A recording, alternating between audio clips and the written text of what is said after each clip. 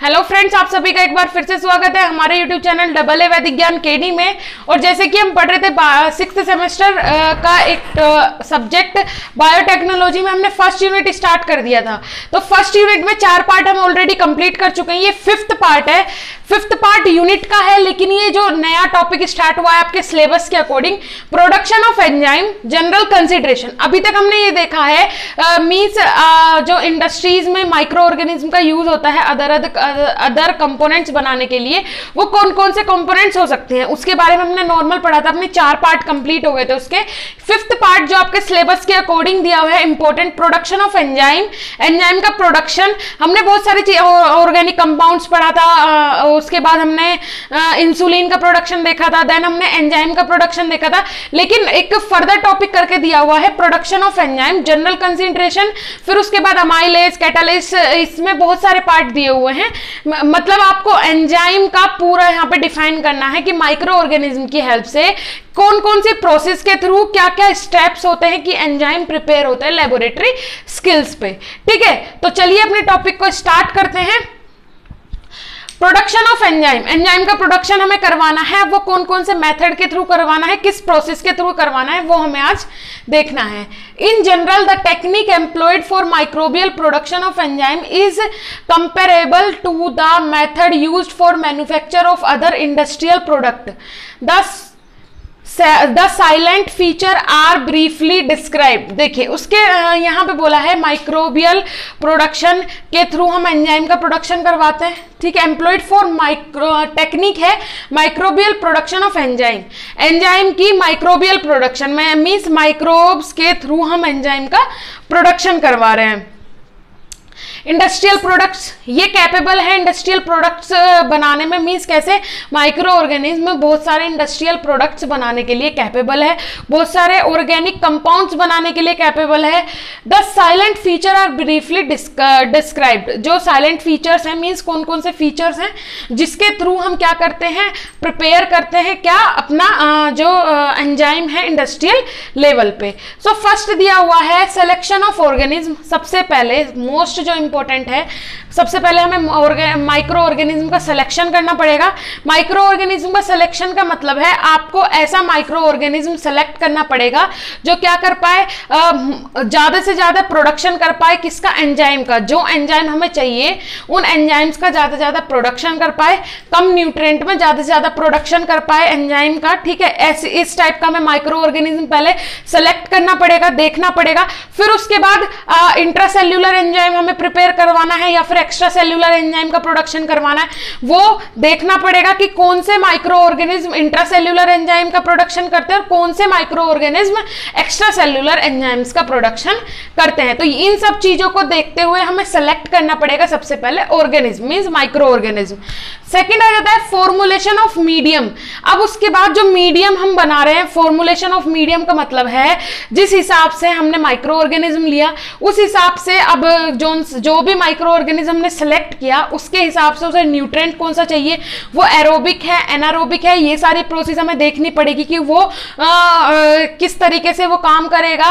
और ऐसा कौन सा न्यूट्रिएंट सप्लाई, जैसे ग्लाइकोज है, उसके बाद फ्रक्टोज है, बहुत सारी चीजें, लाइपेज है, और उसके बाद जैसे कि आ जाता है आपका बहुत सारी चीजें हैं, लैक्रोज है, ये सारी चीजें हैं जो हम डाल सकते हैं किसमें, अपने स्टीम लिक्वर है, ठीक है, कौन लिक्वर है, ये सारी चीजें ऐड करते हैं अपने न्यूट्रिएंट में। अब हमें ये देखना पड़ेगा यहाँ पे फॉर्मुलेशन ऑफ मीडियम का मतलब है हमें मीडियम बनाना है, फॉर्मुलेट कर रहे हैं मीडियम को, तो हमें ये देखना है कि ऐसा कौन से न्यूट्रिएंट हम प्रोवाइड करवाएं उस माइक्रो ऑर्गेनिज्म को जिससे कि वो ज्यादा से ज्यादा प्रोडक्शन कर पाए, एंजाइम्स का ज्यादा से ज्यादा प्रोडक्शन कर पाए। देन आते हैं थर्ड, प्रोडक्शन प्रोसेस। अब प्रोडक्शन प्रोसेस हमें देखनी है। प्रोडक्शन प्रोसेस का मतलब है कि जो प्रोसेस हो रही है कितने दिन में वो कंप्लीट होगी। आज हमने वो कल्चर मीडिया बनने के लिए रखा, फिर 4 दिन बाद वो प्रोसेस कंप्लीट होगी, कितने दिन बाद माइक्रो ऑर्गेनिज्म की ग्रोथ हो जाएगी, ये पूरी प्रोसेस देखनी है।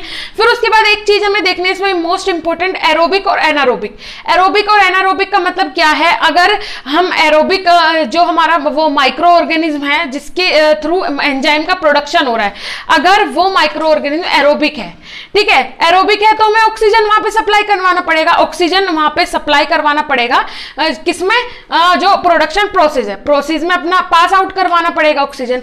अगर एनारोबिक टाइप का माइक्रो ऑर्गेनिज्म है तो हमें क्या करना पड़ेगा, वहां पे देखना पड़ेगा ये कि वहां ऑक्सीजन का जो है वो एब्सेंस रहे, ऑक्सीजन वहां किसी भी तरीके से एंटर नहीं होना चाहिए। ठीक है, ये सारी चीजें हम प्रोसेस में देखते हैं। फिर आ जाते हैं next, recovery and purification of enzyme. किस तरीके से रिकवर करना है और प्योरिफिकेशन पर ध्यान दिया जाता है। जैसे सेंट्रीफ्यूगेशन प्रोसेस से प्योरीफाई कर सकते हैं एंजाइम को। ठीक है, वो मैं अभी आपको आगे बताऊंगी क्योंकि ये लास्ट में पॉइंट लिखे हुए हैं कुछ, ये यहाँ पे 10 पॉइंट लिखे हुए हैं। ये पूरी प्रोसेस है स्टार्टिंग से और लास्ट तक। ठीक है, तो चलिए अभी डायग्रामेटिक रूप से समझते हैं। इस ऐसे डायग्राम बना के या फिर किसी भी फॉर्म में आप डायग्राम बना के आप जब एग्जाम में लिखेंगे, क्योंकि एग्जाम में ये क्वेश्चन आएगा, इसी यूनिट से ये वाला क्वेश्चन जरूर बनेगा, production of enzyme. General consideration वो पूछ ले या फिर प्रोडक्शन ऑफ एंजाइम ही एक सिंगल टॉपिक देता तो उसके अंदर आप जनरल कंसिडरेशन, फिर वो आपकी चॉइस हो जाती है कि आपको क्या लिखना है उसके अंदर। ठीक है, तो लेकिन अगर वो जनरल कंसिडरेशन देते तो उसके अंदर आपको यही सब कुछ लिखना पड़ेगा। तो उसमें आप जो ये डायग्राम बना रहे हैं ये अपनी चॉइस के हिसाब से बना सकते हैं, या तो इस तरीके से बना लीजिए या फिर जो क्लियर एक फ्लो चार्ट होता है उस रूप में भी आप बना सकते हैं। तो उससे आपके पेज भी कवर होंगे और डायग्राम अच्छा भी लगेगा। यहाँ तो वो नैरो स्पेस की वजह से इस तरीके से बनाया है डायग्राम, आप पूरा फ्लो चार्ट के रूप में बना सकते हैं, प्रोसेस साइड में करके लिख सकते हैं। ठीक है, तो चलिए अब देखते हैं। सबसे पहले प्रिजर्व्ड इनोक्यूलम, ये क्या है, प्रिजर्व करके मीन्स जो हमारा प्रोडक्शन हमने किया है, जो हमारा कंपोनेंट है वो हमें यहाँ प्रिजर्व करवाना है। फिर डेवलपमेंट होना स्टार्ट हो गया। उसके बाद इनोक्यूलम टैंक, ये एक टैंक लगा हुआ है जिसके थ्रू क्या होता है, जो न्यूट्रिएंट सप्लीमेंट है, मीन्स क्या, जो हमारा कल्चर मीडिया था वो कैसा रहेगा, आपका जहां पे प्रोडक्शन करवाई है माइक्रो ऑर्गेनिज्म की वो कैसी रहे, टैंक के थ्रू क्या हो जाता है, या तो वो बोल सकते हैं लिक्विड मीडियम, एक्वस मीडियम वहां पे प्रेजेंट रहे। फिर आ जाता है फर्मेंटर। फर्मेंट प्रोसेस के थ्रू बिना तो कोई भी जैसे आप माइक्रो ऑर्गेनिज्म की ग्रोथ करवा लिया, सिंपल ये थोड़ी है कि आप एंजाइम वहां पे हो गया है, एंजाइम की ग्रोथ हो गई है, लेकिन आप रिमूव कैसे करेंगे। फर्मेंटेशन प्रोसेस जब तक नहीं होगी वो पूरा क्या बोलते हैं, प्योरीफाई नहीं होगा, क्लियर नहीं होगा, अलग नहीं होगा, तो आप कैसे यूज कर पाएंगे। फिर आ जाता है सेल डिसरप्शन। फर्मेंटेशन प्रोसेस के बाद cell disruption, then filtration, removal of nucleic acid. Removal of nucleic acid का मतलब क्या है, यहाँ पे removal of nucleic acid means ये होता है जैसे माइक्रो ऑर्गेनिज्म है, माइक्रो ऑर्गेनिज्म ने ग्रोथ कर दी एंजाइम की, अब हमें क्या करना पड़ेगा, उसमें से प्रेसिपिटेट हो जाता है न्यूक्लिक एसिड, न्यूक्लिक एसिड अलग प्रेसिपिटेट हो जाता है, तो वो हमें अलग करना पड़ता है उससे। देन आ जाता है साल्ट ट्रीटमेंट। फिर होता है साल्ट ट्रीटमेंट जिससे कि प्योरीफाई हो पाए न्यूक्लिक एसिड के रिमूव होने के बाद। देन कूल स्टेज, ठंडा करते हैं अपने प्रोडक्ट को। फिर अगेन फिल्ट्रेशन प्रोसेस होती है, दोबारा फिल्टर करेंगे। Final purification, chromatography etcetera. उसके बाद फाइनल प्योरिफिकेशन होगी जैसे कि क्रोमेटोग्राफी। क्रोमेटोग्राफी आपको पता है, पढ़ा होगा, जैसे कि TLC, थिन लेयर क्रोमेटोग्राफी। ठीक है, अब ये क्रोमेटोग्राफी में क्या होता है, क्रोमेटोग्राफी एक ऐसी प्रोसेस है जिसके थ्रू हम जैसे आपका कोई प्रोडक्ट है, प्रोडक्ट के अंदर कितने आयंस प्रेजेंट है, कितने कौन कौन से प्रोडक्ट प्रेजेंट है, वो सारी चीजें अलग करने का काम करते हैं क्रोमेटोग्राफी से। जब थिन लेयर क्रोमेटोग्राफी है उसमें आप एक्सपेरिमेंट किया होगा लास्ट सेम में आपने। थिन लेयर क्रोमेटोग्राफी में एक स्लाइड होती है, स्लाइड पे रिएजेंट लगाते हैं, रिएजेंट में आप अपना जो प्रोडक्ट है वो लगाएंगे, तो क्या होने लगेगा, एक उसका एक मेजरिंग होती है कि इतने पे इस लेवल तक जो अगर कोई हमारा प्रोडक्ट है वो जा रहा है, ठीक है, लाइन जा रही है, मींस क्या हो रहा है, अगर यहां तक आपका कोई प्रोडक्ट गया तो उसके पहले वो क्या करे, मेजर किया जाएगा, फिर पता चलेगा स्टैंडर्ड बुक से कि इतने मेजर पे, अगर इस प्रोडक्ट के अंदर से इतने मेजर पे ये जा रहा है तो वो कौन सा कंपोनेंट है, ये चीज कोई भी स्टैंडर्ड बुक से देखने के बाद पता चलता है। तो उसके थ्रू फिल्ट्रेशन प्रोसेस हो जाती है कंप्लीट लास्ट में। ठीक है, सारी फिल्ट्रेशन प्रोसेस होने के बाद अगर कोई मींस बोल सकते हैं माइनर अमाउंट में कोई वहां पे कंपाउंड या फिर एटम बचा है, उसके बाद आते हैं फ्रीज ड्राइंग। फ्रीज ड्राइंग करेंगे, फ्रीज ड्राइंग का मतलब है फ्रिज में रख के आप रेफ्रिजरेटर के थ्रू ड्राई करेंगे, सुखाएंगे अपने प्रोडक्ट को। देन आते हैं एंजाइम पाउडर। फिर उसके बाद लास्ट में प्रेसिपिटेट हो जाता है आपका पाउडर, जो एंजाइम है वो भी प्रेसिपिटेट हो जाता है। न्यूक्लिक एसिड के बाद जो प्रेसिपिटेशन बचेगा फिल्टर करने के बाद, वो आपका क्या होगा, वो आपका एंजाइम्स ही बचते हैं। तो उसे ड्राई कर लेंगे। ड्राई करने के बाद यहाँ पे लास्ट दिया है एंजाइम पाउडर, ड्राई करने के बाद उसे पाउडर फॉर्म में कन्वर्ट कर देंगे। उसके बाद देखिए ये कुछ पॉइंट है, 10 पॉइंट है, जिसमें पूरी प्रोसेस आपकी कंप्लीट हो जाएगी। किसकी? जनरल कंसिडरेशन की। जो जनरल कंसिडरेशन है ये प्रोसेस पूरी कंप्लीट हो जाएगी इसके थ्रू। ठीक है, फर्स्ट सिलेक्शन ऑफ ऑर्गेनिज्म, पहले हमें ऑर्गेनिज्म को सिलेक्ट करना है। ठीक है, फॉर्मुलेशन ऑफ मीडियम, देन जैसे कि मैंने बताया था यहाँ पे सिलेक्शन ऑफ ऑर्गेनिज्म में सबसे पहले तो आपको ऑर्गेनिज्म ही सिलेक्ट करना पड़ेगा कि कौन सा ऑर्गेनिज्म आपको माइक्रो ऑर्गेनिज्म जो है, कौन सा वो माइक्रो ऑर्गेनिज्म है जिसके थ्रू आप क्या कर सकते हैं, बहुत ज्यादा एंजाइम का प्रोडक्शन करवा सकते हैं, जो एंजाइम आपको चाहिए। सेकेंड है फॉर्मुलेशन ऑफ मीडियम, मीडियम का फॉर्मुलेशन करना, न्यूट्रिएंट सप्लीमेंट, मीडियम पूरा हमें बनाना है, एक माध्यम बनाना है जिसके थ्रू जो वो माइक्रो ऑर्गेनिज्म है एंजाइम का प्रोडक्शन कर पाए। फिर आता है प्रोडक्शन प्रोसेस, वही एरोबिक एनारोबिक वाला जो बताया था, कितने दिन लगेंगे प्रोसेस को कंप्लीट होने में, ये सारी चीजें चेक करते हैं प्रोडक्शन प्रोसेस के अंदर। फिर आ जाता है recovery and purification of enzyme. Recovery and purification of enzyme का मतलब है, आप जैसे अब क्या हो गया, हमने प्रोसेस भी कर दी, अब पता चला 3 दिन के बाद हमारा जो प्रोसेस थी वो कंप्लीट हो गई है, अब जो एंजाइम माइक्रो ऑर्गेनिज्म एंजाइम बनने की जो प्रोसेस थी वो खत्म हो गई। अब हमें पर लेकिन क्या करनी, रिकवरी, उसकी रिकवरी करनी पड़ेगी, उसे प्योरीफाई करना पड़ेगा। ऐसे तो नहीं ले सकते, या फिर आप हाथ से तो अलग नहीं कर सकते कि आपको देख के पता चल रहा है क्या माइक्रो ऑर्गेनिज्म है, उसमें क्या एंजाइम है, ऐसा तो नहीं है। उसके लिए एक प्रोसेस होती है प्योरीफाई करने की, वो प्योरीफाई में आप सेंट्रीफ्यूगेशन प्रोसेस ले सकते हैं, सेंट्रीफ्यूगेशन प्रोसेस के थ्रू से प्योरीफाई कर सकते हैं। ठीक है, उसके बाद removal of cell debris.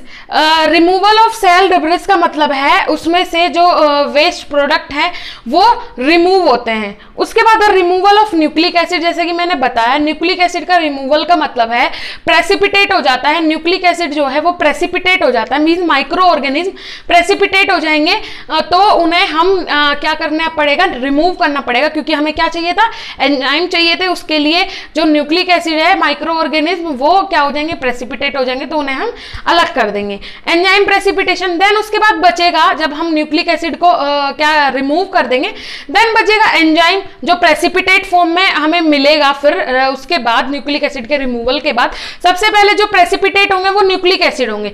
Nucleic acid को रिमूव करने के बाद जब हम कुछ टाइम बाद जो प्रेसिपिटेट हम होगा वो एंजाइम होंगे, तो एंजाइम प्रेसिपिटेट को अलग कर लेंगे। लिक्विड लिक्विड पार्टीशन, अब जैसे वो प्रेसिपिटेट था उसे तो हमने अलग कर लिया, अब लिक्विड बचा। ठीक है, अब जो प्रेसिपिटेट था वो हमने अलग कर लिया इजीली। जो एंजाइम प्रेसिपिटेट हुए थे, जो फॉर्म मींस हमारे मीडिया में जो प्रेसिपिटेट हुआ था वो हमने इजीली अलग कर लिया। अब आया लिक्विड लिक्विड पार्टीशन, क्योंकि अब हमारे पास सिर्फ लिक्विड बचा है। अब liquid liquid partition means liquid में से हमें जो एंजाइम का पार्ट है वो अलग करना है, जो वेस्ट प्रोडक्ट है वो अलग करना है, अदर जो कंपोनेंट्स है वो अलग करने हैं। तो इससे हम कौन सी प्रोसेस से करेंगे, लिक्विड लिक्विड पार्टीशन प्रोसेस से दोनों चीजें अलग कर लेंगे। देन आता है सेपरेशन ऑफ क्रोमेटोग्राफी। लास्ट में बचता है separation of chromatography. Liquid liquid partition भी हो गया, खत्म कर लिया हमने, मींस लिक्विड जैसे कि मैंने बताया जो एंजाइम फॉर्म में थे लिक्विड वो अलग हो गई, जो अदर फॉर्म में थे वो अलग हो गए। अब बचा क्या, सेपरेशन ऑफ क्रोमेटोग्राफी। अब लास्ट जो प्योरिफिकेशन प्रोसेस रहती है वो तो रहती है क्रोमेटोग्राफी। अब क्रोमेटोग्राफी के थ्रू हम जो एंजाइम था हमारा वो अलग कर लेंगे, उसके अंदर जो अलग अदर कंपोनेंट्स हैं वो अलग कर लेंगे, कौन कौन से आयंस उसमें प्रेजेंट है ये हम क्या कर पाएंगे, कंसिडर कर पाएंगे, किसके थ्रू, क्रोमेटोग्राफी प्रोसेस के थ्रू। देन आ जाता है ड्राइंग एंड पैकिंग। लास्ट में ड्राई कर लेंगे, या तो फ्रीज ड्राई करेंगे, पहले फ्रीज ड्राई करने के बाद उसे नॉर्मल ड्राई कर लेंगे, पाउडर फॉर्म में चेंज करके पैकिंग करके क्या हो जाएगा, पैकेजिंग हो जाएगी। तो पूरा हमारा जनरल कंसिडरेशन जो था एंजाइम्स का वो यहाँ पे कंप्लीट हो गया है। ठीक है, तो ये प्रोसेस होती है पूरी एंजाइम के प्रोडक्शन में, जनरल कंसिडरेशन, ठीक है, जनरली जो आप कंसीडर कर सकते हैं, ये सारी चीजें नॉर्मल बताई। अब इसके अंदर की चीजें आएंगी, जैसे कि आपका बहुत सारी चीजें, कैटलिस्ट है, बहुत सारे प्रोडक्शन प्रोसेस है आपके सिलेबस के थ्रू, जो अमाइलेज है या फिर बहुत सारी प्रोसेस है, वो भी हम बताएंगे। ये हो गया एक जनरल कंसिडरेशन, मींस बोल सकते हैं आप कंक्लूजन, एक पूरा कंक्लूजन हो गया एंजाइम के प्रोडक्शन का, ठीक है। तो ये वीडियो यहीं पे खत्म हुआ, मींस ये टॉपिक यहीं पे खत्म हुआ। अपने नेक्स्ट टॉपिक में हम इसके आगे का पार्ट देखेंगे, क्योंकि ये इंपॉर्टेंट टॉपिक है, एग्जाम में इस यूनिट से ये क्वेश्चन जरूर आएगा। Okay, thank you so much for watching our video. इससे रिलेटेड नोट्स आपको मिल जाएंगे हमारे फेसबुक पेज या फिर फेसबुक ग्रुप पे, तो वहां से जाके आप देख लीजिएगा। Thank you so